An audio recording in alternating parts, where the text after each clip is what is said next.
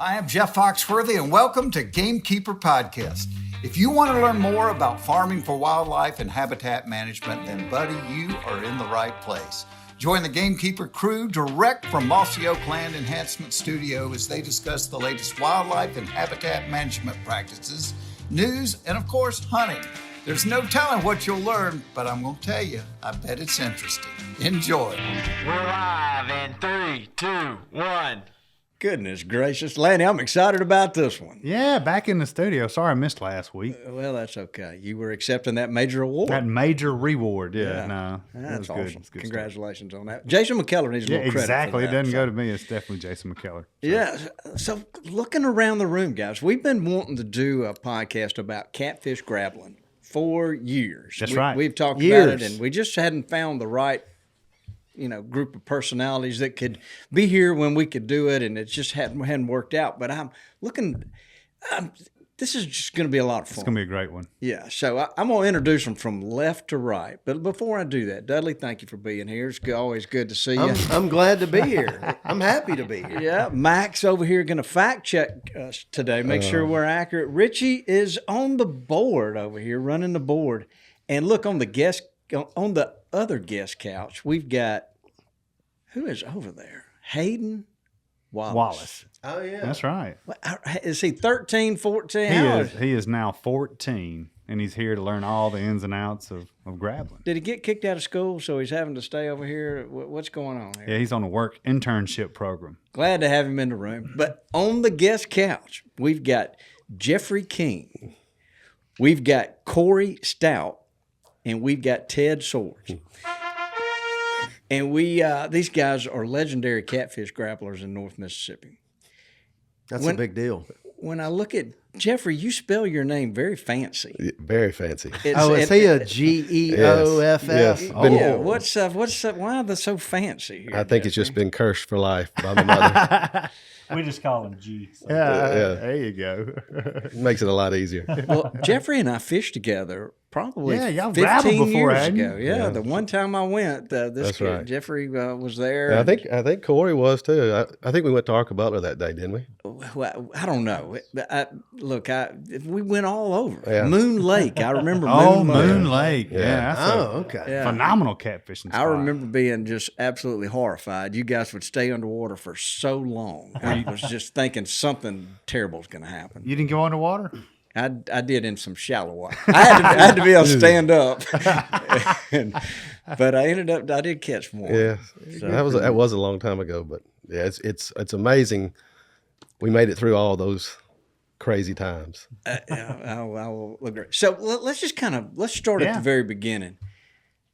It looks you've got to be a bolt's got to be a little loose or something to go down underwater and reach in a hole and grab a catfish. How did y'all get started doing this?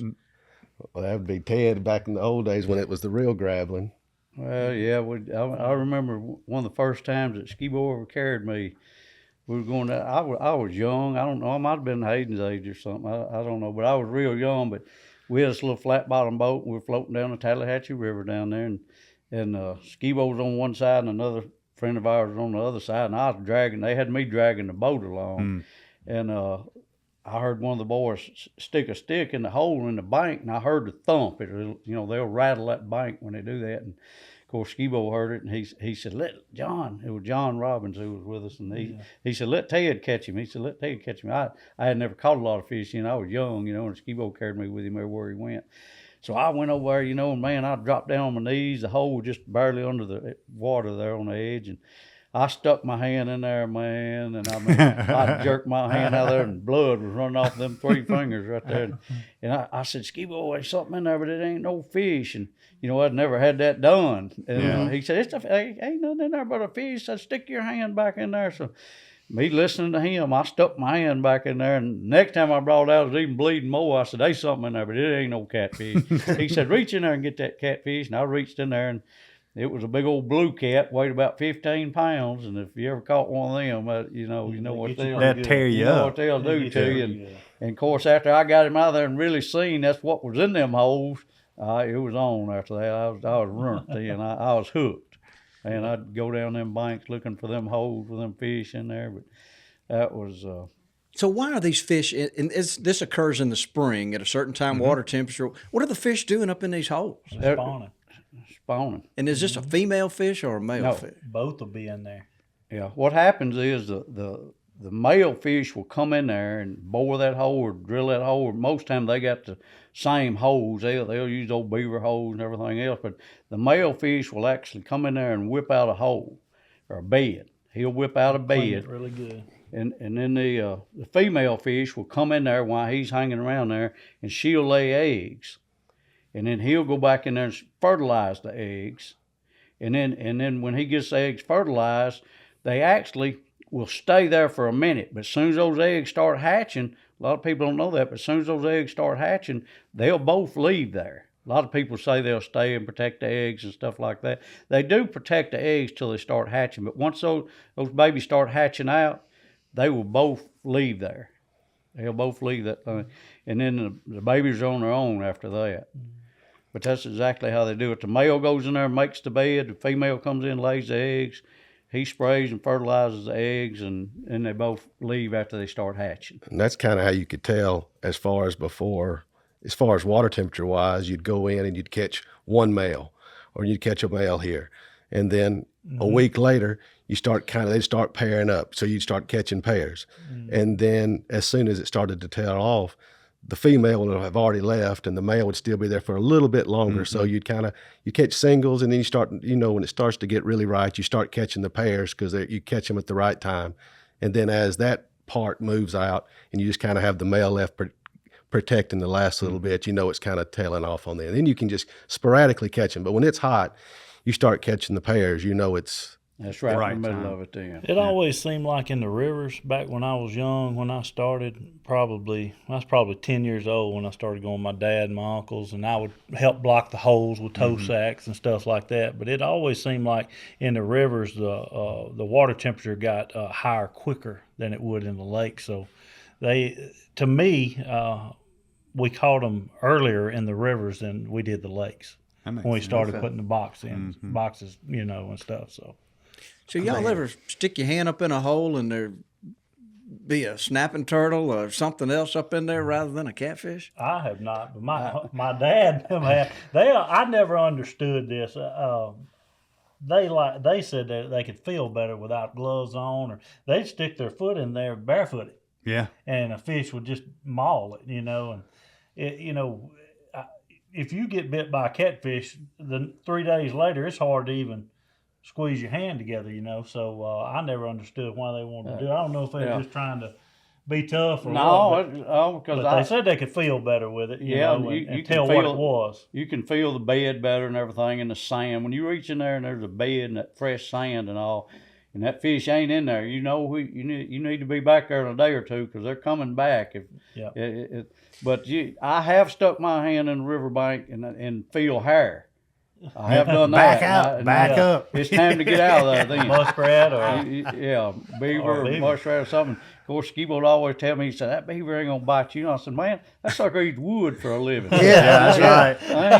I ain't going to give him a chance to bite me. Beaver make me walk on water coming Chisels. out. That's right. Yeah. So, Lanny, you've done all this. You and your dad. Yeah, I like them. I mean, I grew up at a young age grabbling down the Tallahatchie Riverbank. And just as they were saying, my first introduction to it was we had a flat bottom John boat, and it'd have burlap bags in it. They'd be full of hay to block holes. We'd have multiple of those. Almost have a boat full of them, and use your feet going down the bank, and you find a hole and you run your leg in there, and if it's clean or you get bit, there's a fish in there, and then we would back up and I guess y'all know more about this than I do, and we would.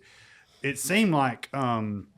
A lot of the holes, where they'd have multiple holes to get in. That's right. So we'd start plugging holes, and then leave one hole, and somebody would get in the hole, and that's how we'd fish. And sometimes the fish would try to get out of other holes, and you'd block them and catch them that way. And we had I don't know if, again, I guess the statute of limitations has expired, but we'd also have big pieces of cane with barbed wire on it. If he was way back there in the back. You'd spray them around. But what you said was the most interesting thing to me as a young, the thump of a big catfish hitting the bank when you get in his bed. Oh, yeah. I mean, it's like boom. And Yeah, it's like a little stick of dynamite it's like a going stick on. of and when you get in that hole and you heard that, you knew it was on. You knew it was on. We use those canes with the barbed wire. Yeah, You know, I don't know.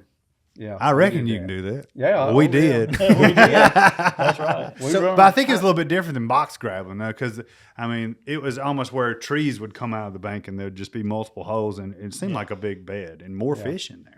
Yeah. So that's how these fish are naturally spawning, is up in these banks and crevices, maybe under a boat ramp or something, wherever they can wallow out a hole. Oh yeah. Oh yeah. We catch them out from under boat ramps all the time. So, and I guess a guy like y'all, they're real serious about it. Y'all will learn where holes are and you remember them, and those are your holes. Oh yeah. 1,000%. Oh yeah. Well, and just like he was saying, if you find a new hole and the fish runs out of another hole on the other side, the next time you've got to, know where all the holes to plug up are. And sometimes on the bigger places, it takes a couple of times to know if there's 4 or 5 exits out of the boat. Yeah. So is there any history with this? Like, do any of y'all know how far back this goes? I mean, were natives doing this, or is this I'm sure they did. Yeah, I would think so. It's been around my whole life. It just kind of, it kind of reminds me of the origins of turkey hunting. Like a long time ago, not many people did it, but the people, y'all were very. Yeah. I mean, y'all. So some people call it noodling too, don't they? That's right. That's right. Is that just kind of a regional thing? I think so. Places like Oklahoma Yeah. and stuff like that, they call it noodling. Missouri and up in that part. Everybody around here, calls it grabbling. Yeah. With a B, grabbling. Yeah. Grabbling. Grabb, grabbling. Mm-hmm. So what kind of catfish are we talking about here? How many different varieties are? Well, mostly white humpbacks, like I said, they'll start first. They start when the water temperature gets 68 to 72. They're the first ones that do it. And why, I don't know. That's what we call a white humpback. And here come the flathead. They start anywhere from 70 to 80 degrees. They're going to start when that water hits 70 degrees. They're going to start. They're looking for them beds. That male fish is looking for them beds and stuff. And then you got the blue cat. He's last. He's going to start spawning. He starts at 70, but he's the last one that spawns. He's a little later in the deal. He'll be the last fish you catch, but that water temperature is exactly what tells them, to start making the beds and all that kind of stuff. So that's the 3 big fish we have here: is a white humpback, a flathead, and a blue. That's the 3 you catch here. The flathead, of course, naturally is the one you're looking for. Right. Yeah. It's that belly meat. Yeah. Just good to eat. That while belly you're waiting meat. on Belly them. meat. That's all about that. That's belly exactly meat. right. It's about that flathead belly meat. I got to admit, I've never heard of a white humpback, and I just Googled it, and a lot of folks call it a white bullhead. But Steve always called it We the always dolphins. call them white humpback. Yeah. Yeah, because their back, they almost look like a dolphin. Some of them big ones, 20 and 30 pounders, they'll look like a small dolphin, you know. And The back have that hump on it. Yeah. So describe to me, for people listening to this, when you reach your hand in that hole, what does it feel like when that? So if you got a 30-pound flathead, what's it feel like is he just nibbling at your fingers, or what is he doing? I think some they're different. I think their personalities are different, or just the mood they're in, or whatever. I've had some that just lay there and let you catch them. I've had others that would just eat you up. Some of them just meaner than others. I don't know really. we caught one Wednesday. We went Wednesday afternoon, and we caught one, and one of my buddies went down. And of course, he had on gloves. Most of them boys now wear gloves, which especially right now because we're grabbling boxes. We're not in the riverbank, so there ain't gonna be nothing in there but a fish. So, but he had on a glove, and he reached in that box, and of course that fish clamped down on him. It wasn't a big fish. It probably weighed 20, 25 pounds. Anyway, when he come up with him, that fish had such a grip on him. When he put him over in the boat, that fish wouldn't turn loose. And when he came off there, he brought his glove and everything. He had to pull his hand out of the glove. I mean, that fish, some of them fish are mean. Yeah. Yes. I was in a box one day with some flatheads, and there was 2 of them in there. One weighed about 32 and seemed like one weighed 40-something. But I caught the smallest one, and while I had him and was trying to get a stringer in his lip and all, the other one came around and got me on the arm and would not turn loose. Would not turn loose my elbow. I actually had to take that stringer tip and poke him in the head, jab him in the head till he turned loose. And you're underwater holding your breath at this point. Well, I was in about 8 foot that day. Yeah. Yeah. Yeah, what kind of depths does this happen? The magic number is 8 foot. Okay. That's the magic number. And that's deeper than Yeah. you would think. Yeah, and they love 4 and 5 foot of water. Yeah.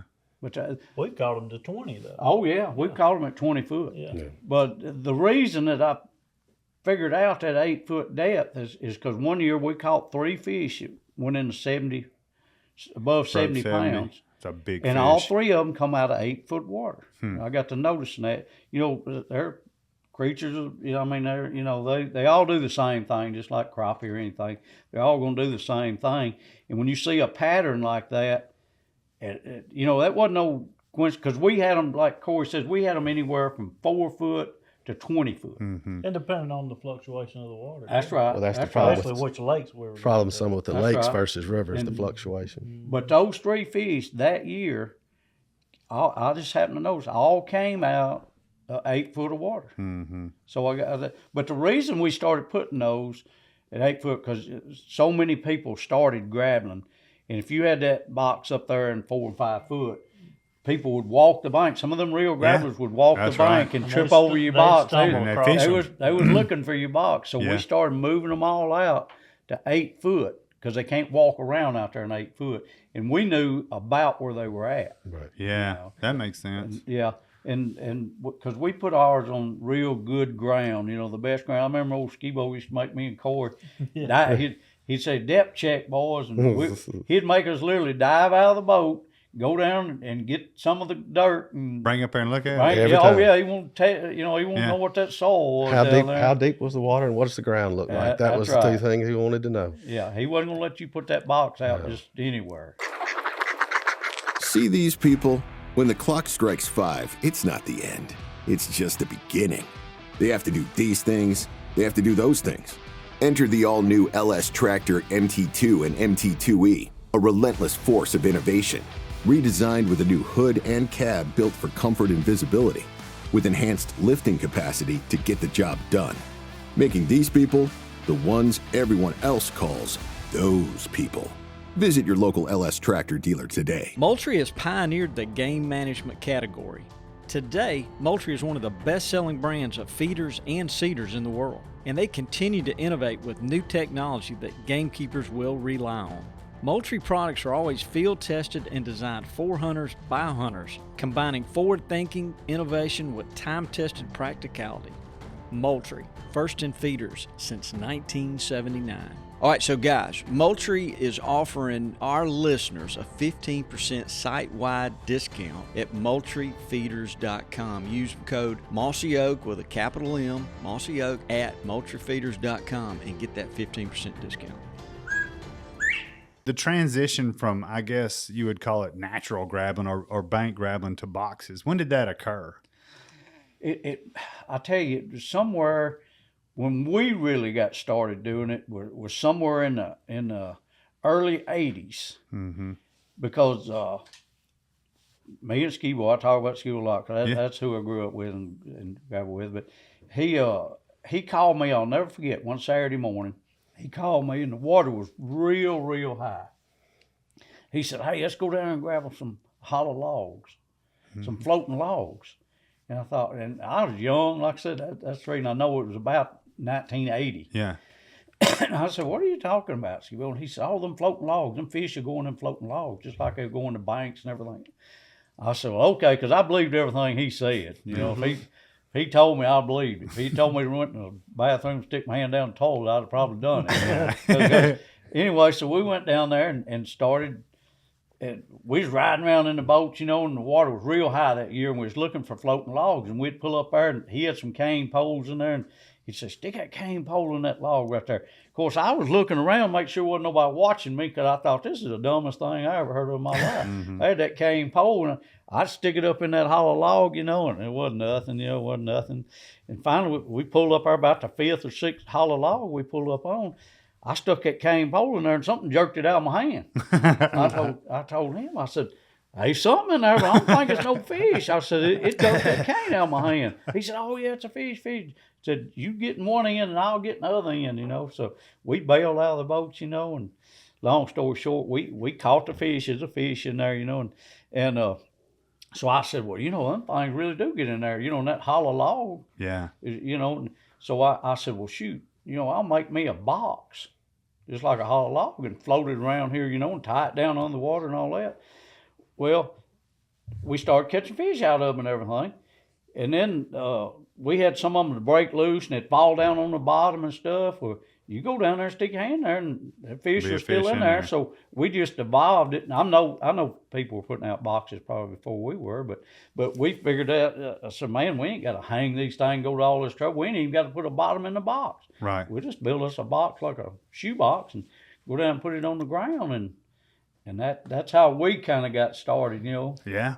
I think it was, for me, I think it was mid 80s when the group we were with started doing it, and they all met up at the shop one day, and I think they were 6 foot by 4 foot with no bottoms on them. And that's you cut right. a half moon out of the top, half moon out of the side. That's exactly right. And you could block the hole real good like that and everything. We weren't putting them as deep as y'all were, though, back then. I guess probably didn't know about that, or we didn't have any scuba gear or any kind of way to breathe down well, there. it's ideal about waist to chest deep. That's right. That's what I would rather do. Yeah. 4 to 5 foot, and that's the funnest thing you want to do. That's when you got a group of folks in the boat. And everybody's watching. The kids, I carried my daughter Wednesday when we went, and that's so fun. And of course she kept diving on there, and of course her little arm, she's 15 years old, and she couldn't reach back in the box, and actually, I was proud of it because one of my buddies, I finally told him, because she can't hold her breath real long, but I told one of my buddies, I said, go down there and get that fish. I knew the fish was in there because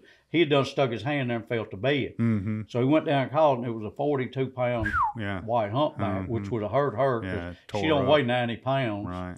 And so I'm glad that she couldn't reach back there where he was at. Yeah. So look, let's. I got another box question. I know. Before we get way too deep in the boxes, we need, guys, if you listen to this, is putting boxes out, structures out, may not be legal in all the states. Yeah, got to check your regulations. So you listen to this. This is what they're doing in Mississippi is legal, and I trust they're following the laws. But you may be in another state and you can't put structures out, or there may be some navigable waters that you can't put some just boxes check with out. your local game warden is the best thing to do before you start it. Yeah, that's right. So with that said, let's get back to the. They kind of look like a coffin, don't they? Yes. Yeah, without a bottom in it. Exactly. Yeah, and so you want it to sink down in the mud. Yeah, that's what I was going to ask. They actually put sandbags. right. We had a problem. Rocks, sandbags. We whatever, used keep a it bulldozer undercarriage. Yeah, that's right. Old undercarriage. Well, So how many boxes would you guys have out? Oh, God. 75, 80. Yeah, 75, 80. At Three different lakes, three or- probably. yeah, three or four four different different Kibo's lakes. goal was to always have where we could start on Saturday morning and quit Sunday afternoon and never run out of boxes. That's that was awesome. that was his goal. And you we'd know. go He- Sunday after lunch. Oh, I mean, yeah. Wednesday after lunch. Yeah. Oh, Yeah. yeah. Because once they get started, and they're Time in to the go. heat of the moment. I mean, it's just bam, bam, bam. Me and Skibbo were down there grabbling one day, and we grabbled real early that morning, and I caught a fish or two fish out of a box. Well, late that afternoon, we come back by right there at Piney Point. We come back by, and Skibbo said, "Dive out there and check that box." I said, "Skibbo, we just caught two fish out of this morning." He said, "Let's see how quick they'll go back in there." Yeah. I dove out there and there was a fish in that box. And I want to tell this little quick story, and it's maybe I'm not changing gears or nothing, but one day me and Skibbo were down there. It was late in the year, and I dove out of the boat, went down the box, and I caught a little blue cat. Those are the last ones, and I don't know, he weighed 10 pounds probably. Threw him over in the boat, and we took off down the lake. I don't know, we was up at Blackwater up there. Yeah. And we went plumb on down to about Holiday Lodge down there, which is a long ways. And that fish was laying on the bottom of the boat. And I told Skibbo, I said, "Skibbo, we ain't going to catch a bunch of fish today or anything." I said, let's turn this fish back loose. He said, "Okay." Well, but anyway, he tagged him. We had a little way we tagged him with a hole punch. And Yeah. he said, "I'm going to tag his fish. Just, maybe we'll catch him again someday." That's when we started tagging some fish and turning them back. I wish we'd have done a lot more. Yeah. I wish we'd have turned a lot of those big flatheads back, especially because it takes them a long time to get big. But we'll get on that in a little bit. But he tagged that fish. Well, a week later, Jim Jr. wanted to go, So we carried Jim Jr. with us, and we pulled back up to that box at Blackwater there, and Jim Jr. got out, and he said, yeah, he's in here, So I went down there, and anyway, Jim Jr. caught the fish, and he threw him over in the boat. And we had been a mile. We turned this fish loose a mile down the lake. And he threw him over in the boat, and Skibbo looked down at me, and he said, you ain't going to believe this. And I said, what? He said, that's the same fish you caught out of this. No way. He went right down back. The lake. We turned him out of the boat. And it's at least a mile down here. Oh, yeah.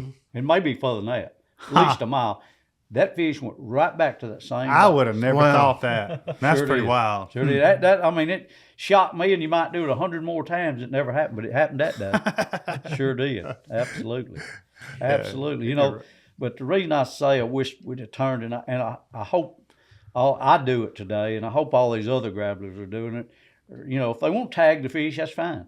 But, release some big flatheads. Yeah. Because they're coming a lot harder to come by. And I've seen that in my lifetime. Yeah, I know a guy now that he's been grabbling for several years, said he'd never caught one over 50 pounds, and we were mad that we went one day and didn't catch 3 or 4 of them. Oh, yeah. So what? How many? So what are the regulations here in Mississippi? Is there a slot on these fish, or how many? You can only have so many, and they got to be a certain length and that. And I can't exactly tell you what all that is, because if I catch a flathead today, I caught a flathead on a trot line last week and turned him back. And that's the best eating one of them out of all. Yeah, no doubt about it. But I turned all the flatheads back, so that I can't even tell you what the length. And I know you can only have like 3 in a boat or something like that. That part of it I don't pay a lot of attention to, because if I catch a flathead, I release it. I turn him back. Now the white humpback, because it takes them so long to get that big. So do you think through the years doing all this, that people are catching the top end of these big heavy fish, and it's kind of 100%. Oh, yeah, no doubt. Especially in your smaller waterways. Yes. I can say it seemed like when I was younger, we caught a lot bigger fish than we do now, for sure. Well, and it's a lot more popular now. Yeah. There's a lot more people doing it now. Yeah, a lot more. So what's it like when when you go out in peak season?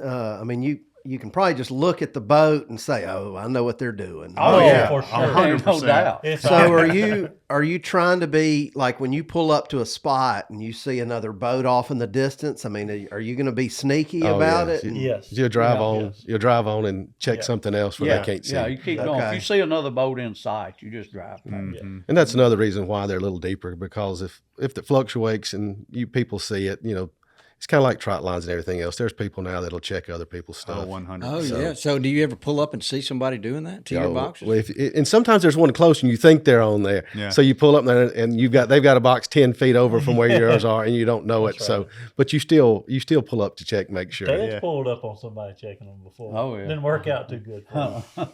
What happened? I mean, it's a long story. Words. Words were pull to the bank. Yeah, pull over to the bank. We got to talk. So if y'all are going along and you find another box, are you going to check it, or is that somebody else's? I didn't care anything about it, to be honest with you. All I cared about was our box. It was something about catching it out of your box that you put out. Yeah. You built. I don't know, but yes. 100%. I ain't gonna lie. If I'm down there on the water and I'm grabbling my box and my leg hits something back there behind me, I'm gonna whirl around there before I leave and stick my hand in there. I ain't gonna tell no lie, just because I'm already down there. I ain't saying Corey's telling no story, but it's just human nature. Well, if you got to think you're in arm's reach, it's kind of like wrestling. That you know what I mean? look for it. Right. You're not going to go look for somebody look else's for anybody box. else's Yeah, box. no, I know absolutely. I know where our box is, and that's where I'm headed. But we were going to ask they'll that. walk up and down. Just like Geoffrey says, that there'll be guys pull up and not even your box will be 5 feet right there. They don't even know what's there. And they'll put a box right beside you. I've had that to happen. Yeah. Just like Geoffrey said, you pull up there and you think somebody's grabbing your box, and then you question about it, and they say, no, I actually accidentally put a box here and didn't know you had one here, Right. And but they're doing the same thing, sticking their leg, stick your foot in there or something, see if you get bit. That's the whole reason you're under that water, to see if you can get bit. Right. That's the thrill of it. So what do you think the average is? I mean, obviously everybody's doing this for fun, because it's fun. But do most folks keep, what they can, or Do a lot of folks turning them back? We've already. I think they kept them for years and years. I now know we the did. trend is a lot of people are throwing them back because they're not catching as big a fish as they used to catch. Right. Okay. Everybody kind of knows that. Well, that's good. I mean, Corey's exactly right. A lot of people now are throwing more fish back. we were talking about this earlier. I mean, we did it for the fish meet. I mean, Right, you sure. got ready Yeah. in spring, and you would set for the summer, and like Right. y'all were talking about community events and everything Right. else. But people are, I just like turkey hunting and everything else. You get really attached to the resource, so you want to try to do everything you can. What's best for it? I mean, if you were to keep a big one, I mean, is there a difference? I mean, in taste or? I've always thought they were better. Yeah. If you trim all the fat and the red meat off, I think you've just got to, like the belly meat. And do what we call double fillet. You fillet that off there, you pull the hide off, and then you fillet it off the bone, and then you turn it over just like kind of like filleting a crappie, and cut that other side off. Mm-hmm. And you get that done, and then you just got pure white meat there, and that's last Wednesday, me and those boys that went, we only caught 6 fish that day, but and they were white humpbacks, because they're getting started good right now, and they asked me, said, you want them or we're going to throw them back? And me and a friend of mine, we commercial fish a little bit, and we sell fish. We got commercial license, we sell fish, and I told them, I said, no, I want them. They were 20-pound white humpbacks. One of them weighed 42, and he's not. It's like dressing a hog or something. I didn't care as much about him as I did the 20-pounders, but we carried all them in, but like Corey says, there are more people turning the fish back today, which is good, but it don't take a white humpback. I had a commercial fisherman a long time ago. White humpbacks, there weren't that many in Sardis Lake when we started grabbing. There weren't that many. But over the years, all at once, the population just took off. I mean, they were white humpbacks at Sardis Lake, our lake for sure, Sardis Lake. The population of fish just exploded, the white humpbacks. And I was like, man, this is something, and I had a commercial fisherman living on the other side of the lake. I didn't commercial fish at that time. And Big George, I don't know who I'm talking about. And he came to me one day and he said, Ted, I'm going to tell you the reason there's so many white humpbacks in this lake right now. Because we didn't have GPSs and stuff to mark and keep up with all our stuff.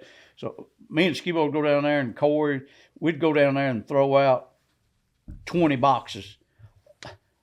We'd go back and find 15 of them. The other 5 got lost. That's where those fish were raising. It gave them a perfect place to raise, and the population on them fish just took off. And George told me, he said, I know out of 100 boxes you and Skibo put out, 25 of them you lost. And he said, that's 25 perfect places for them fish to raise, Yeah, and when I say a perfect place, what I finally figured out is the size of the hole in that box that you wanted. I always thought bigger hole, bigger fish, and all that. And that's true to an extent. But what happens is, what that fish wants to be able to do is barely go in that hole. Because if he can barely fit in the hole, ain't nothing bigger than him can get in there. And anything smaller, he can eat or run out of there. Yeah. So he wants that perfect fit. So, you got to learn the size of that. And people ask me all the time, said, how big do you make your hole?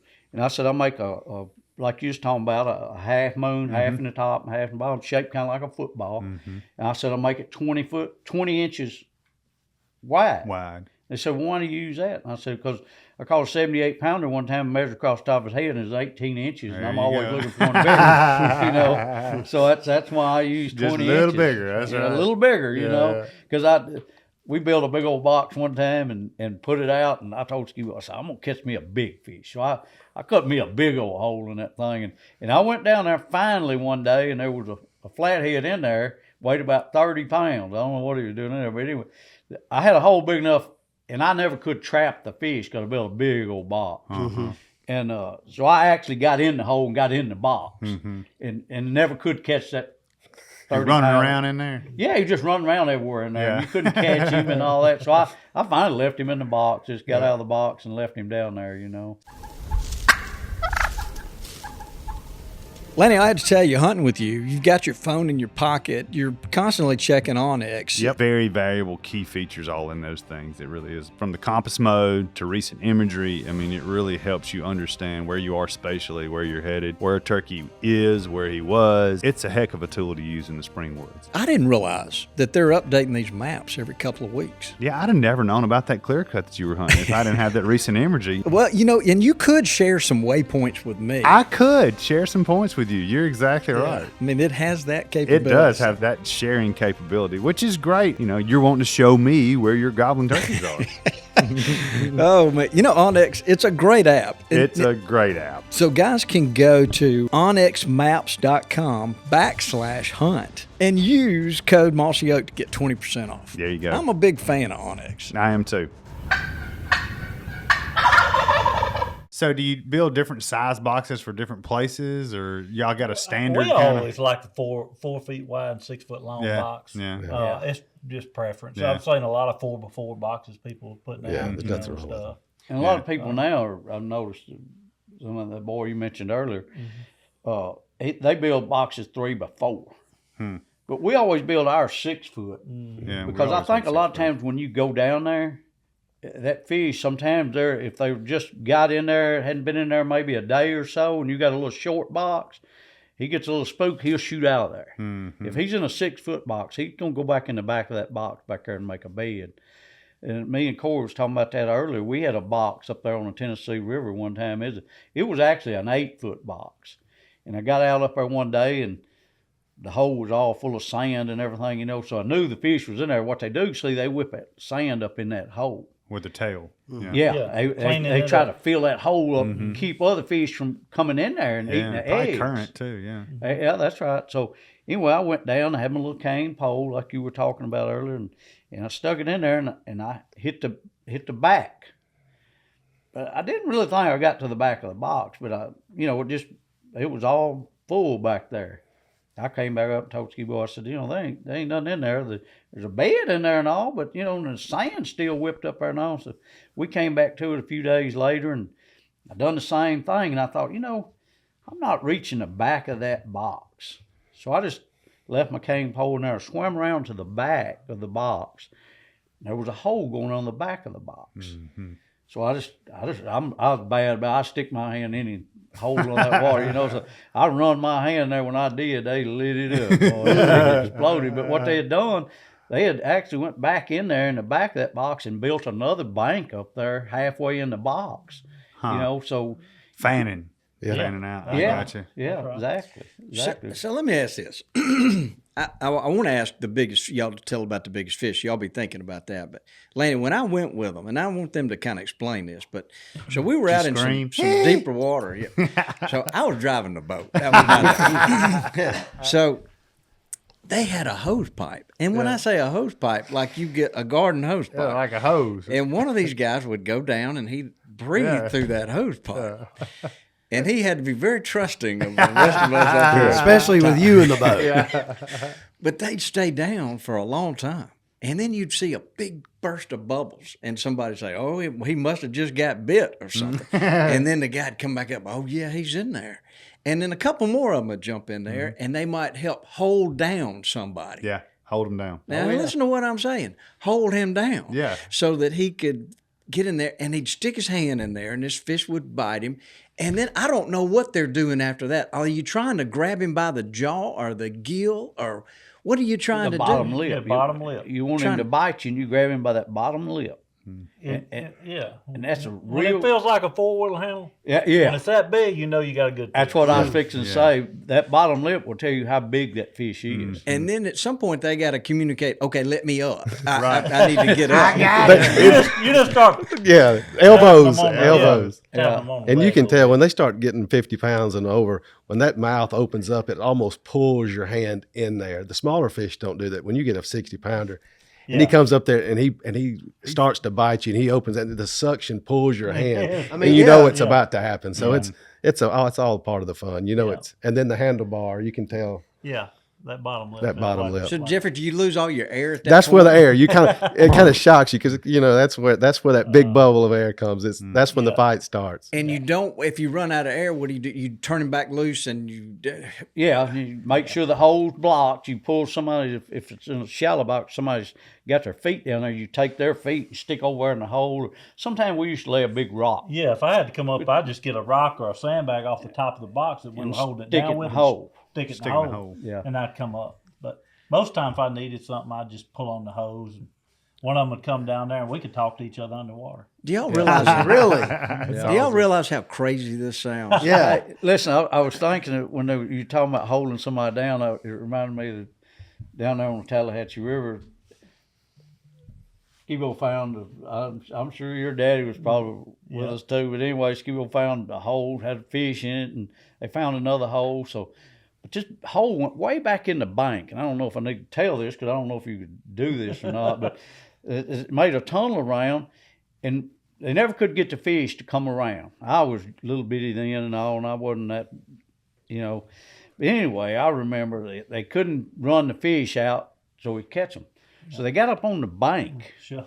They took a stick, stuck down, and they found where that tunnel come around the bank. And of course, they took a shovel. That's right. Now them boys back then. Actually, They gonna catch 'em. The biggest ones they ever caught, they dug in that's on. right. Yeah, both of them weighed over 60 pounds. But they dug a hole in the bank, out of the water up there on the bank, and stuck Skibo off in there like a post hole digger. Yeah, well, by his feet. Underwater now. Yeah. Stuck him out. He said, "I'll kick my feet when I get a hold of them," And of course, one guy had him by one leg and one guy had him by another leg, and he went off in that hole, and it wasn't but a minute, boy, he went to kicking them feet, and they drug him up out of there, and he had one in each hand. One of them weighed I remember one of them weighed 62, and one of them weighed 60-something, That is incredible. Reason I say, I don't, Skibo was the man. That's a lot of Skibo was the man. No doubt about it. Skibo have a last name? Grissom. Yeah. Grissom. The reason I was telling about, I don't know if I should tell that or not, because me and Skibo and Jim Jr. was down there one day, and let me tell you something about grabbing hollow logs that we figured out. The thick part of that log is on top, because that's the part that floats. Mm-hmm. So when you find a fish in that log, you roll it over, and it's thinner on the bottom. That's the reason that part's on top, because it's thicker. Does that make sense? Yeah. Float, 100%. yeah. So we got to where we was having, it was taking too much time for us to run that fish from one end to the other. So me and Jim Jr. found a fish in the log, and we couldn't get him to run. The log probably as long as that DS, I don't know, 10, 12 foot or something. We was having trouble running the log down there. So Skibo had a hatchet in the boat. So we rode the log over there, to the thin side, and he's up there chopping on this log, going to chop a hole in the middle. So we, could run him down. out. Right. Yeah. So he's up there chopping and chopping. We look up, here comes two game wardens in a boat, and they're pulling over there. We're all legal and everything, Yeah. Skibo just a chopping that hole, boy, and they pull up there, and he's knocking bark in their boat and on our boat. He's working that log over. And anyway, so he run the fish down there. Me or Jim Jr. one caught him and throwed him over in the boat, and there wasn't one fish in there. And anyway, so we would carry a patch. We would take a piece of inner tube and tack it on top of that hole, and then cut a slit in it. So if we ever come back to that log, we could just run our hand in there, because that fish don't like that light coming in there. That's what he's doing in that log. So we would always patch the hole, but we'd put a slit in it where you could reach your hand in there, and we didn't have to do that. And I had done made up my mind the next day I was carrying a chainsaw, feed the deal. So anyway, we got the fish in there, and we told them we was going on to the next log, and they said, all right, we ain't going to give you no ticket because apparently y'all didn't know that was illegal. Skibo's like, what are you talking about? Yeah. He said, you can't chop no hole in that log. He said, it's illegal to alter, and people need to know that, it's illegal to alter the natural spawning place for that fish. That's illegal. I would have never thought that. Yeah, it is. Yeah. But they let us go, with a warning. Said, don't do that no more. Because we knew them, Yeah. And Skibo knew them all, but for certain reasons. But he, but that game one told us, said, We ain't gonna give you no ticket because apparently you didn't know because you never quit chopping. Yeah, when we was pulling up. You straight Yeah, chopping, he knocking kept on wood in the chopping, boat. you know. Yeah, so they figured out he didn't know no difference. But when you was talking about holding them people down, it reminded me of when they stuck him off in that hole, you know. Came out double fisted. Yeah, he come out. One He and come eight. out there with both of them. He Legend. wouldn't kick them fish. I thought, man, he's gonna drown down on that water, you know. But he was tough. He was tough. I bet he was tough. It sounds like like y'all have a lot of fun. Oh God! I gotta tell you, it's some of the most fun you can have. got No a doubt lot about I it. mean, we used to Lot of have memories. we used to have boats follow us. You know, Yeah. We'd have 2 or 3 boats following, watching. So. Yeah. Yeah, I was talking it was to fun. Charlie Neal the other day. He was telling a story about he followed us, him and Butch, and them followed us, you know, one day. And I won't never forget about halfway through the day.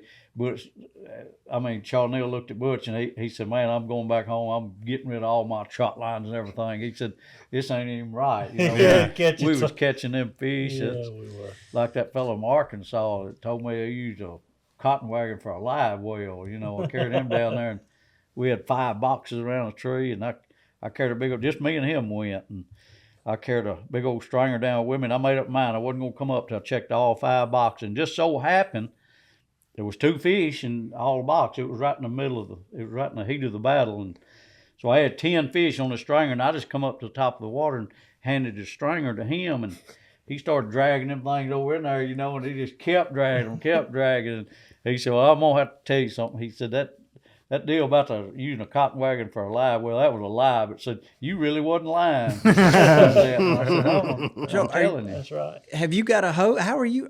Can you hold your breath for? No, that's with air. We had air. Yeah. We had air. This We was air actually used it was back then a little compressor, you know, and it pump air to you.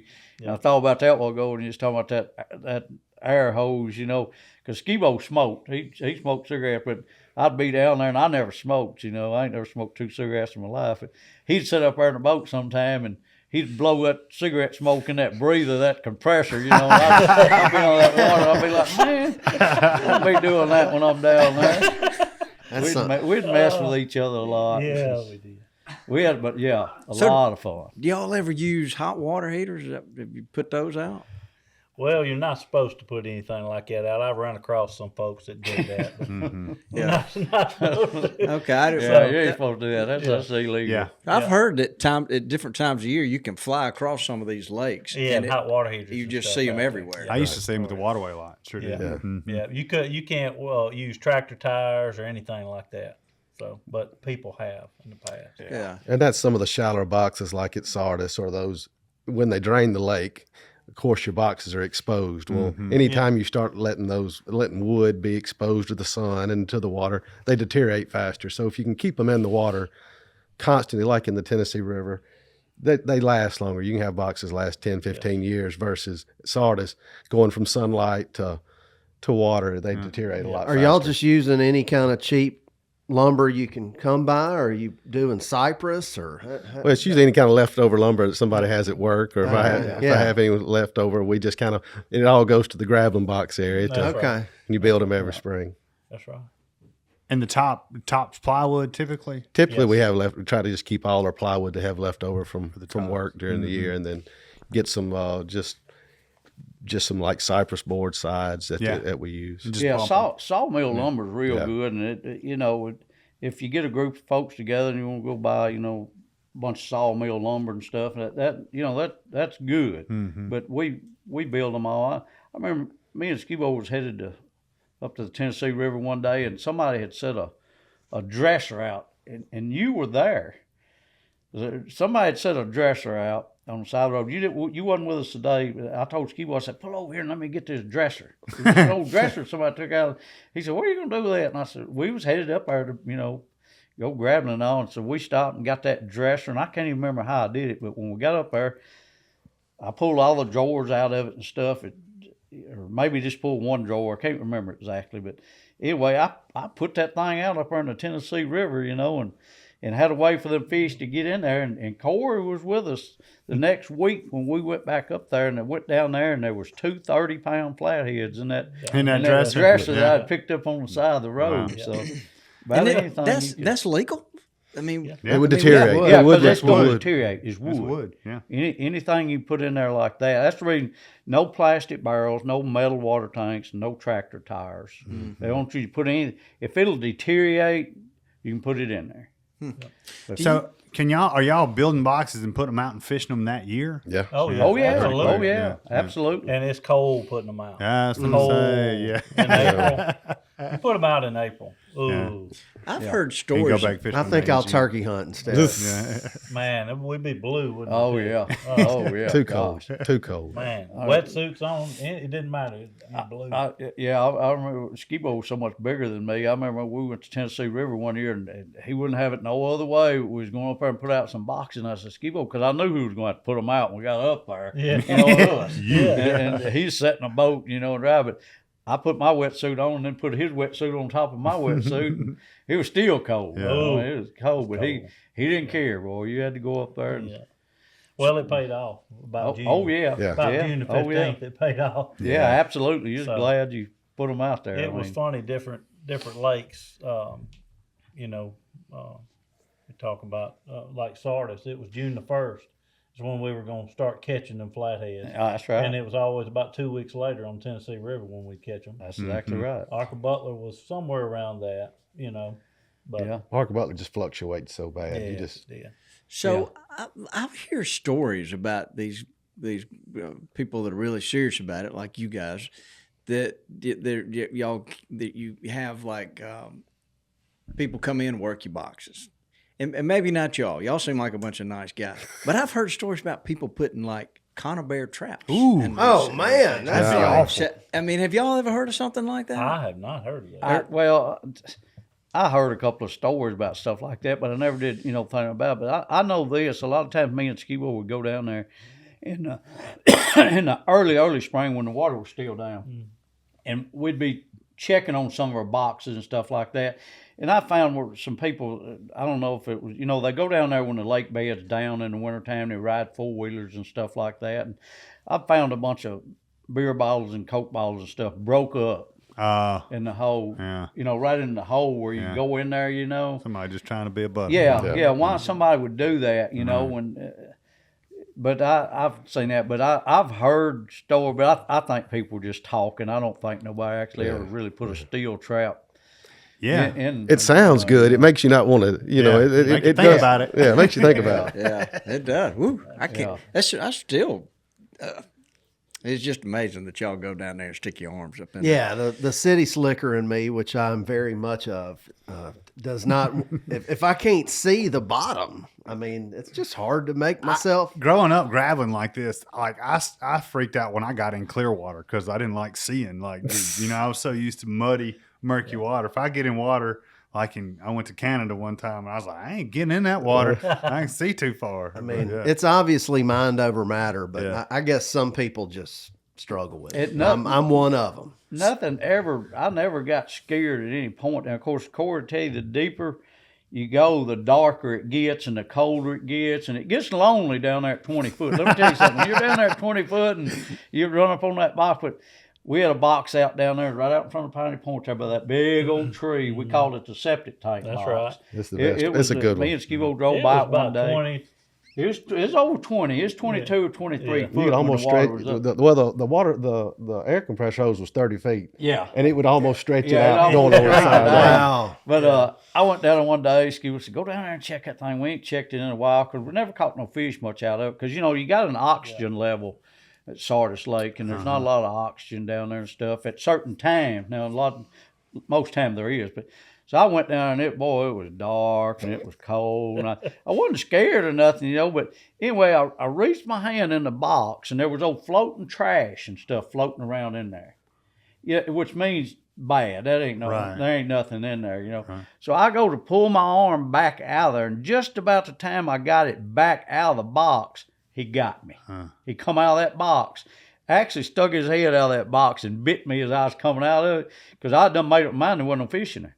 And when he bit me, It startled you. hey, you talking about startled. I almost the only time I ever left a fish in a box. Yeah. Because I done made up my mind there wasn't a fish in there, but there was. And So, but Corey and Geoffrey will tell you, down there at 20 foot, it gets lonely. It's I like bet so. It's like there's a line underwater where it goes all the way to black. So how? I mean, are you guys? Do you try to? I mean, do you open your eyes or you? Oh, yeah. Oh yeah, you can go. Just can't see you ain't anything. seeing nothing. Yeah. You're just feeling. Okay. Yeah, it's all all feel. you feel. It's all feel. But I naturally open my eyes. Yeah. You know, I do too. I just, when I go on there, you know. Yeah. Because up to 7 or 8 feet, you know, and then I get thinking about I was going to tell about Carol Rogers. He's another good friend of ours. He just passed away here a while back, but he called me one day. We were all going at lunch that day. It was on a Wednesday, and we were all going to go at lunch that day. And Carol never had stuck his hand in a box. And we had a bunch of small boxes over there in about 8 foot of water.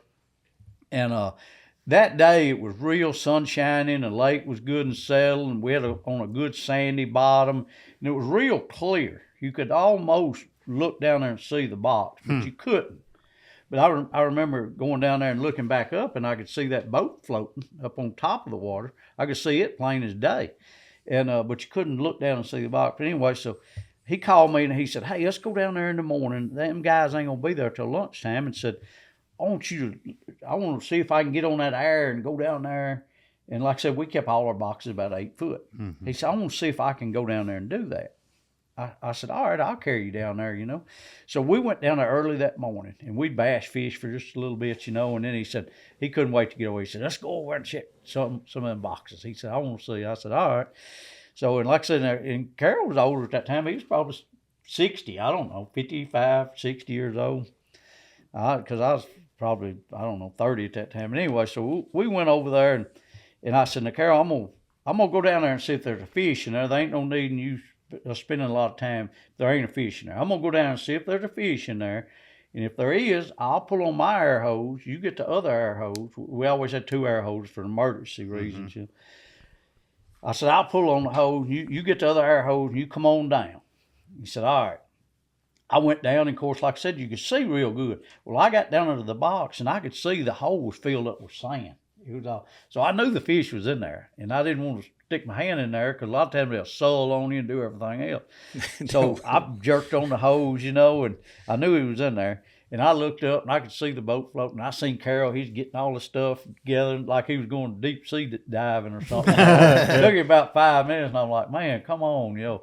So anyway, so he gets all the stuff together, and he gets out of the boat, and he's coming down. He got on goggles and the mouthpiece and all this stuff, and he's coming down there, you know. And so he gets down there, and I done like that at the hole, you know, pointed at the hole. So, he got around there, and he stuck his hand there, and when he did, that, just like we was talking about, it sounded like a stick of dynamite on that water. You know, that thing went boom. You know, he come out of there, knocked his regulator out, my regulator out of my mouth. He was kicking. You would have thought a bear was after him.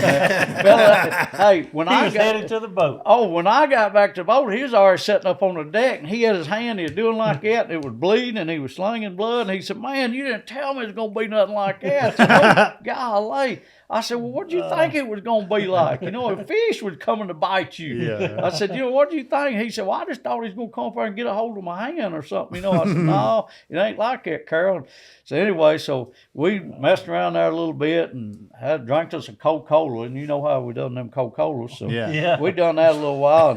And he got his nerve back up. So he said, I want to do it again. I want to do it again. I said, "All right." So we pull over to another same scenario, box and all. So I dive out and I go down there, and I look over there, and sure enough, that sand piled up in the hole. We put them on good sandy ground, you know, and that sand was piled up there, and I thought, "I'll get him this time."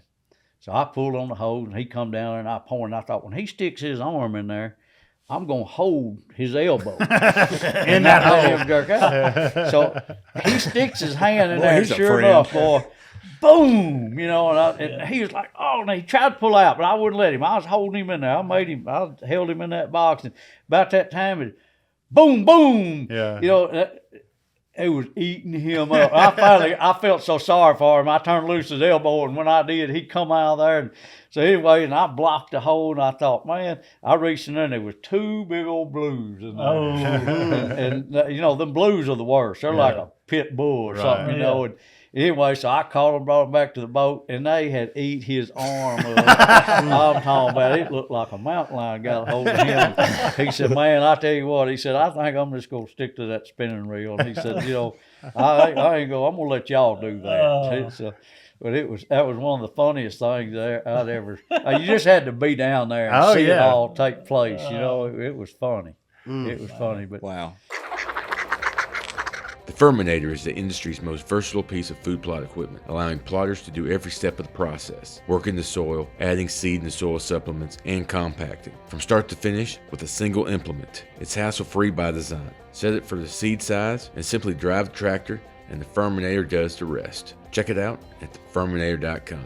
Hey guys, Dudley from Gamekeepers here. I want to tell you about the all-new Gunner Dog Bowl. It's designed for home and built for travel. It's customizable, leak-resistant, light on weight, solid on durability, and rust-proof. Like other Gunner products, they're made in Nashville and designed for everywhere. Nosler's known for their bullets, and now they're making suppressors. Nosler suppressors are made for hunting. Adding a Nosler suppressor to your rifle will make you a quieter, more accurate, and more effective hunter. Protect your hearing and disturb less game with a Nosler suppressor. The time to hunt quiet is now. Learn more at nosler.com.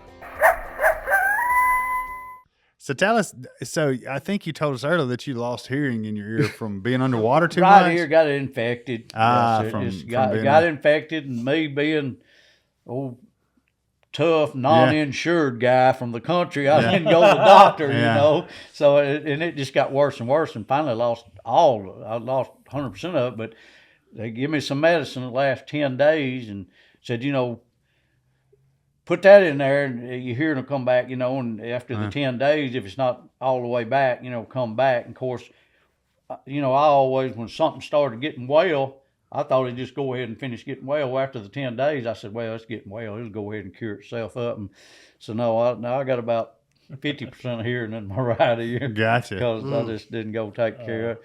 But, you know, there's a lot of, you know, I had this rib broke right here. We were at Pickwick, and a buddy of mine wanted to catch a fish. So we pulled up in this cove. I had a big old 8-foot box in there. We'd never caught a fish out of it. And my buddy, there was a whole bunch of us in the boat. Actually, Skibo's wife, she had a video camera with us. Of course, we didn't have underwater video camera and stuff. She just had old video, VHS, whatever you call them things she was talking about. Anyway, so I told my buddy he wanted to catch a fish. And I said, well, let me go down and check this box. There ain't never been a fish in there, you know. And I won't find you a fish before you come down there and all that, because he was trying to learn to breathe off air and everything. So I went down, and sure enough, I could feel there was a fish in the box. After you do it so long, you can tell there's a fish in there. So I knew there was a fish in there. I had my cane pole, so I went ahead and pulled on the air. And Mike, my buddy, come down there, and he wouldn't come to the front of the box. And it was an 8-foot box, so I reached in the back with my cane pole. And when I reached back there, I felt this fish's head. And I could feel across the top of his head. I could kind of tell how big he was. And I thought, you know, I didn't know if Mike was ready for this. And I thought, well, I'm going to see how big this fish is. So I reached back there, 8 foot back in that box, and I jabbed that fish in the head with that cane pole.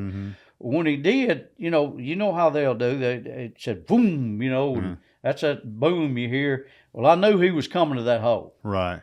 So I put both arms. I had both arms in the hole. I had the whole block. Well, I lodged myself in there, like, you know, put my elbows up and had locked. I had that hole covered with my side. Yeah. Well, when he got to that hole, bam, right there. Broke your rib. Broke my rib. Broke my rib.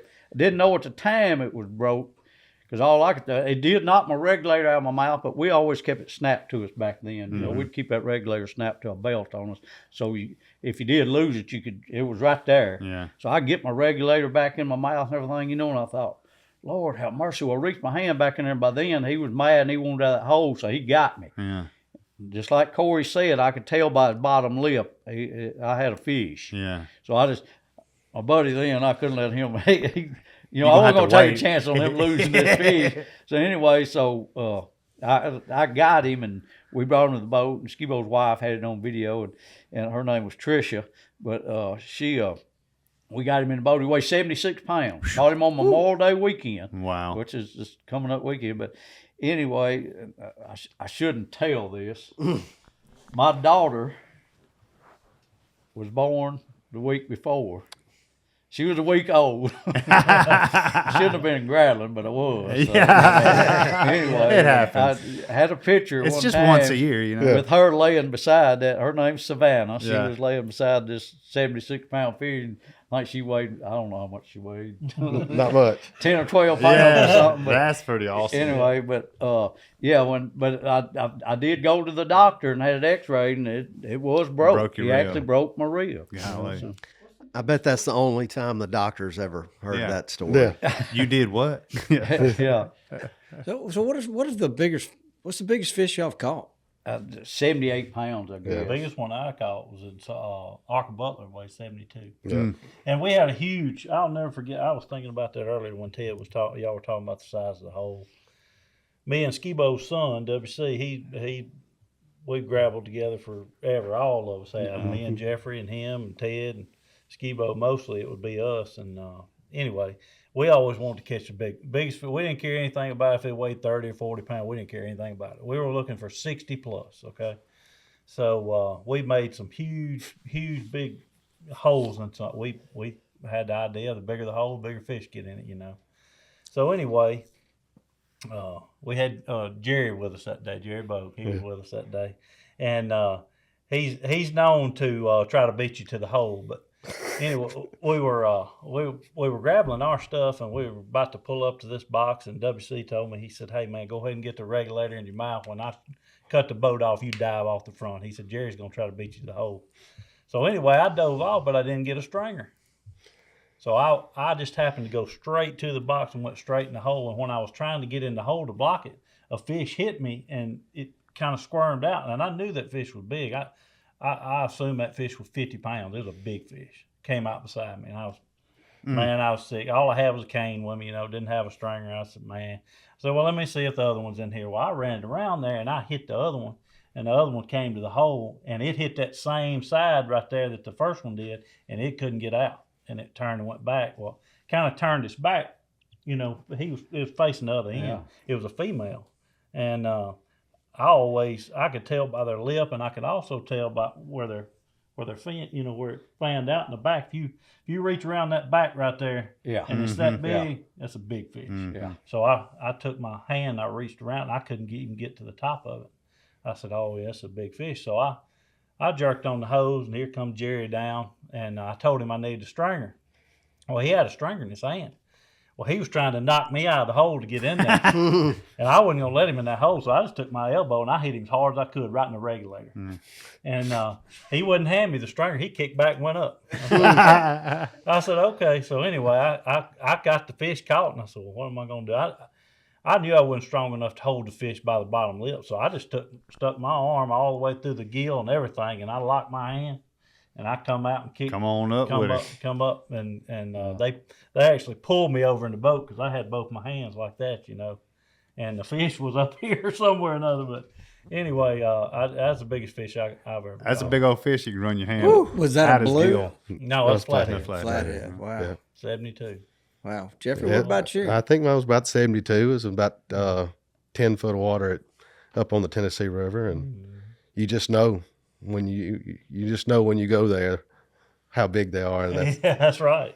there's a difference between 60 and 70. Ain't no doubt. I bet so. It's something about when they get that big, you know when you touch anything on them.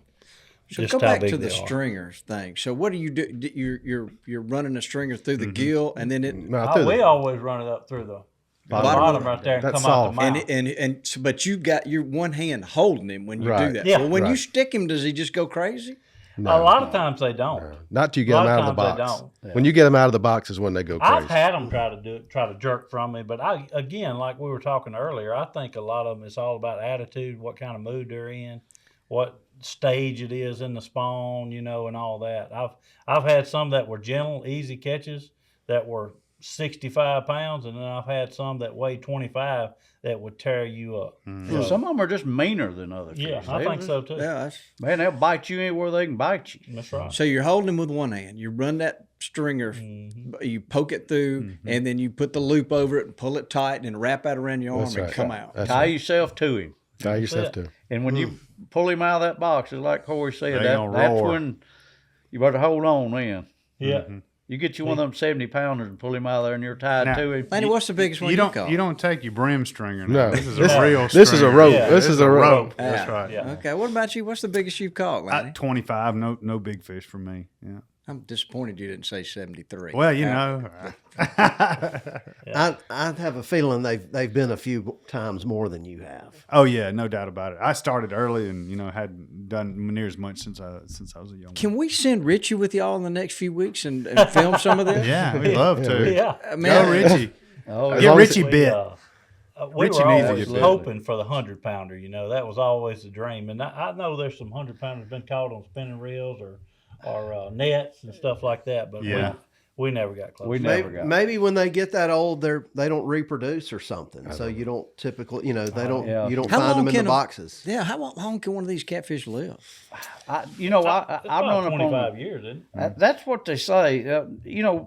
We had a 76-pound fish in the boat one day. How old is that fish? Well, we pulled up on the game warden, and he actually had a guy that was, like the guy that does that. And I asked him, I said, how old is this fish? And I never believed it. He told me that fish was like 70 years old. Huh. I said, no way. Nah. And he, I'm like Corey. I always believed that fish was probably 25, maybe 30 years old. But he was a biologist. How do you age a catfish, Mike? Can you look that up real quick? Maybe they're like a tree. They get to a certain point and then they grow less and less every year. Well, flathead does. Now, a white humpback, for the first 3 years, only gets to like 4 or 5 pounds or something like that. And then after that, he explodes to 20. But then the next 3 or 4 years, he goes 15, 20 pounds. A flathead is a little different. They grow real fast till they get 10 or 15 pounds, and then it slows down to like a pound a year.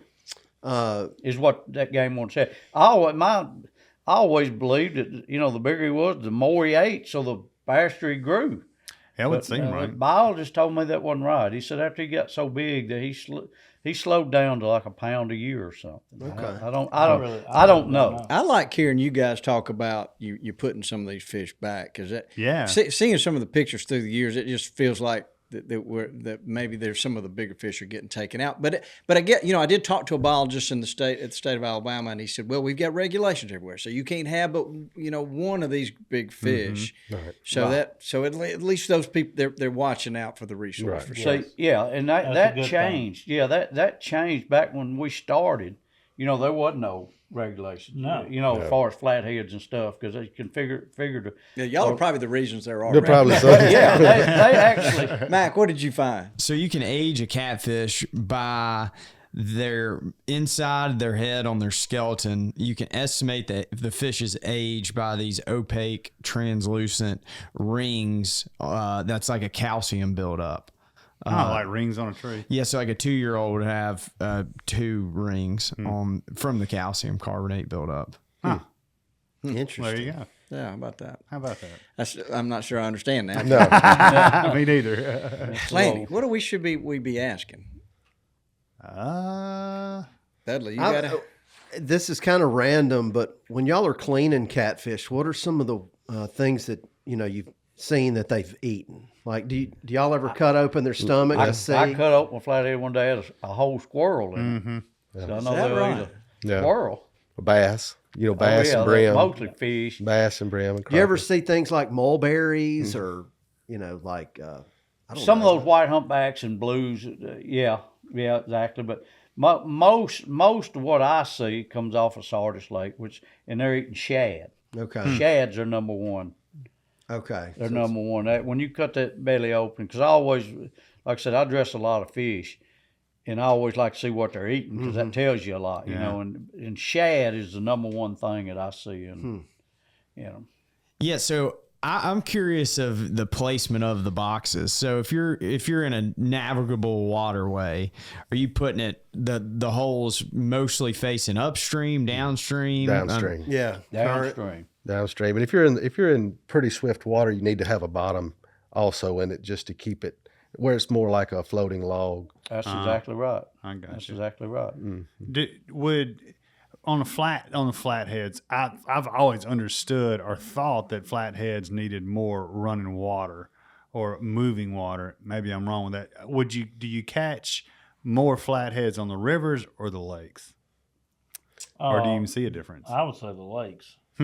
Interesting. Big lakes though. Yes. Yeah, big lakes, but they do like all catfish like running water, and the reason that is because there's more bait fish, there's and there's more fresh food. Right, that makes sense. Yeah. The more moving water you got, it's just like all catfish. When the water's rising, it's a lot easier to catch a catfish than it is when it's falling. Because when it's rising, there's all that new food and everything. So with the, like Humminbird and some of these other companies have these live scopes. Yeah. Are you guys worried now that, oh, Lord, everybody's going to find our boxes? No. Do y'all think about that? I don't. I mean, No. Just put more boxes out. Yeah. They're gonna It sounds like they got they're gonna plenty. find somebody because there's that many. That's right. Yeah. There's so many people doing it. yeah. Interesting. Yeah. Wow. Well, this has been really interesting. Or you just find a new lake. You just find a new place. Yeah, nobody's been fishing. Yeah, you just go somewhere new. If it gets too crowded in one spot, you just go to another one. You just try not to tell where you're going. Do you pull your boxes? Would you ever just pull your boxes up and just leave them It's there? just too much trouble. Yeah, I would say. Yeah, it's about as easy to go build you a new box and And put it they're really somewhere heavy else. too when they're Oh my waterlogged. goodness, yeah. I couldn't So you can just imagine. go home that weekend, build you a new box, and bring it back. That 20-foot spot you're talking about, so you dive down there and check the ground and just throw the box off in there and follow it to the bottom and put some sandbags on I it? never liked putting them that deep. I don't know what he was thinking. It is, different ways. I put one out up on the Tennessee River one day, and I might not tell this. I don't know, but I tried to figure out how to get it to go down and all that kind of stuff, and I finally got me a railroad tied. Yeah. The iron, The steel. rail, Yeah, the rail. That strapped it thing's to the heavy. top of it and pushed it off. Yeah, Down she 20-something went. feet. And, yeah, down it went, and so I went down and put it beside a buoy. And at the bottom of them buoys, they got them concrete blocks with the eye bolts in the top of them. And I tied me a rope and went and found my box. The way you do that is you tie that rope in that eye bolt, and you go out there about 20 feet, and you start doing like an arm on a clock. You start making you a circle, and when it hangs something, you go back to that rope for what it hung, and it'll usually be your box. And so then I tie that rope to that box. So after that, I can go down that buoy, down that cable, go to that eye bolt, follow that rope out to your box. Huh. We're gonna go out to the house. You're gonna go down on one of them buoys out there. I'll drive the boat. I'll stand there and drive the boat for sure. Golly, guys. This has been really interesting. Yeah, no, it's great. It really is. Why don't we turn it to Richie and Mike and let's do the trivia question. We got a trivia question, so we'll ask you guys. Y'all can collectively give us an answer. One of our listeners has left a review. Has already won a prize because we drew their name. But you guys are playing for one of the coveted Gamekeeper podcast T-shirts. Ooh. That would it'd look good on you when you're diving in the river. In the water, that's right. Yeah. Today's trivia is brought to you by Sheffield Financial. Fuel your Gamekeeper projects with financing for power sports, outdoor power equipment, and trailers. Begin your next conservation adventure at SheffieldFinancial.com. Good job, Richie. All right, so we're going to switch it up. I'm going to ask all the hooligans at the table a question Us? first. All right. What are we playing for? Hold anybody? on. Yeah, so Let me get Google up. So you're playing for HMC 853. So they left us a really good review, or they just left us a review. It didn't happen to be good.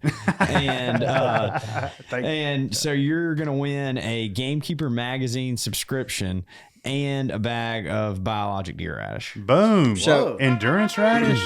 No, just regular deer Oh, my radish. bad. Yeah. This was endurance radish away. This was a lady left a review. Female left a review. Which, Potentially. Okay. We've got a pretty broad audience here. Well, did you know Gucci I am Man? on the podcast, so. Oh, Lord. Oh, Here we yeah. go. Lanny, did you know Gucci Man left a review? What? It's a rapper. Gucci Man or Gucci Gucci Man? Man. Gucci. I don't know how to pronounce it. Gucci. Gucci Mane. There we go. Hayden just corrected us. There you go, Hayden. Yeah. He's from Bessemer. I And guess he's a he was. gamekeeper? Well, in his review, he just said Bobby ? Oh, I like this guy. I will download I don't know what music. that means.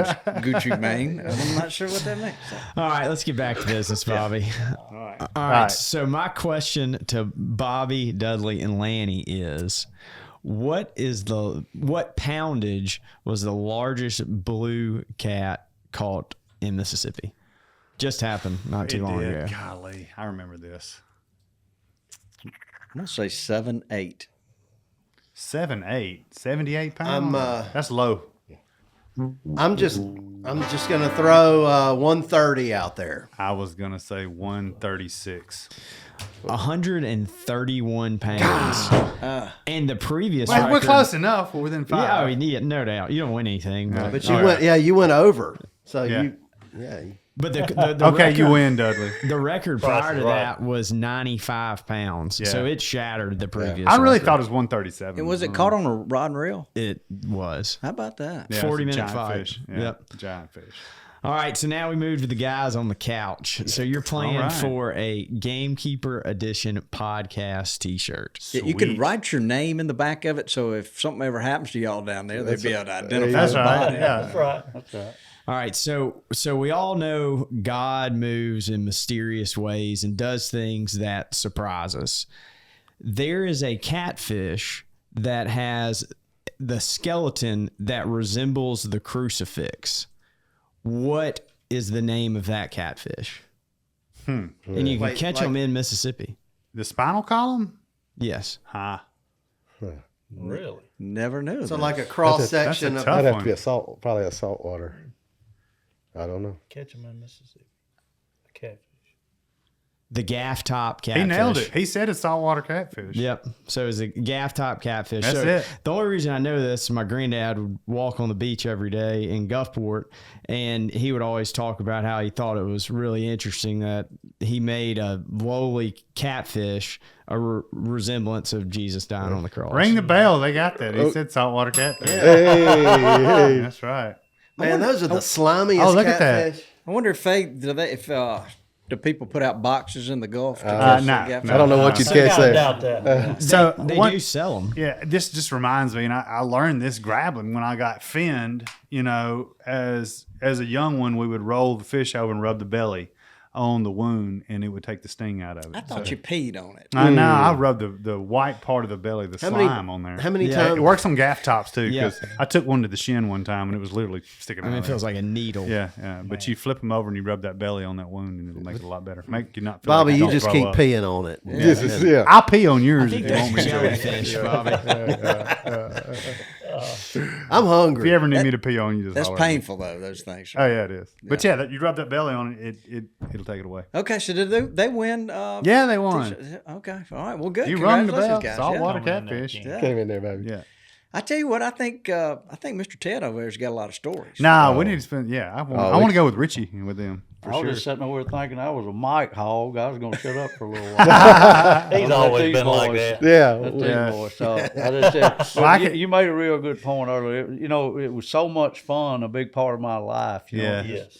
real enjoyable. I just love sitting around telling stories. We about went it. hard at it for Oh God. 15 years. Yeah. Hard. Yeah. Yeah. I mean, it was serious. So Yes. I guess Skibo, has he passed away? Yeah. Yeah. Yeah. Passed away. A couple of years ago. Yeah. A couple of years ago. Yes. Big part of y'all's lives. I Yeah. can Oh tell. God. Well, and his big son, part. too. Yeah. Yeah. WC, his son. We I basically lived with one another from Friday till Oh Sunday yeah. night. Yeah. Yeah. I Every mean, weekend. I used to tell people from May the 1st to July the 15th, you know, I spent half my life underwater. Yeah. Yeah, we were on a lake all Oh, day, yeah. every day. Yeah.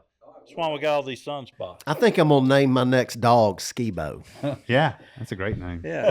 Yeah. So he's- we're gonna connect Richie with you guys here in the next few weeks. We'll figure out To something. go We'll and, that'd be great. Fine. Yep. That'd be fine. Get him we'll send him with a garden hose so he can breathe. yeah, It'd be good to Yes, go. sir. that'd be really good. He's got an would be underwater glad. He's camera. fired up. Be glad to carry. He's got an underwater camera, Lanny.